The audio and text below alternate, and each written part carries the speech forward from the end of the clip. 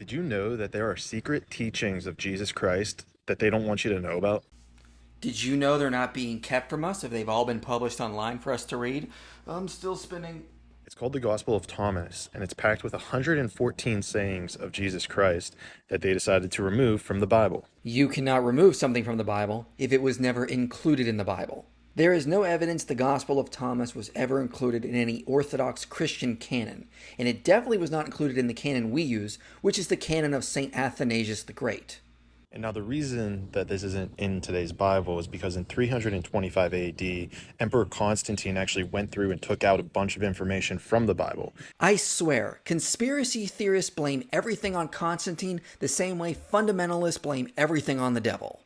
As even Bart Ehrman will tell you, Constantine had literally nothing to do with the canon. It was not brought up at the Council of Nicaea in 325 AD. Nor is there any evidence that they discussed the Gospel of Thomas, or that Constantine was aware of it, or that it was part of the canon before this. And it is now known today that over 45 books of the Bible were taken out and removed because of this line of thinking. That is just laughably false. Well, in 1945, a group of archaeologists in Egypt actually found 13 leather-bound books that basically stated the Gospel of Thomas. This is just incorrect. They found 13 codexes that contain various Gnostic documents that dated to the 2nd and 3rd century. Thomas was included, but they did not find 13 copies of Thomas. These are actually direct quotes attributed to Jesus. If you look at any other books in the Bible, there aren't many times at all where Jesus is directly quoted. It is usually an interpretation of what he said from his Gospels or his disciples. I have no clue what you're talking about. The Gospels present direct quotes from Jesus they attribute to him.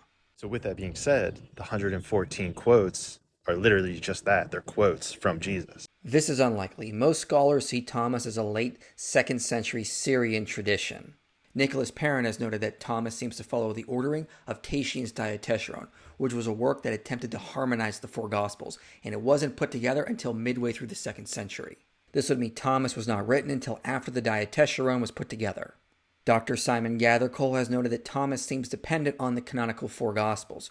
Whoever wrote it was taking bits and pieces from the Gospels, putting a Gnostic spin on it, and then attributing these sayings to Jesus. There is no reason to think most of the sayings in Thomas go back to an historical Jesus. You're going to get a far better picture of the historical Jesus from the four canonical Gospels than you ever would from Thomas. If you want more, see this longer video I did on YouTube that goes over the Gospel of Thomas.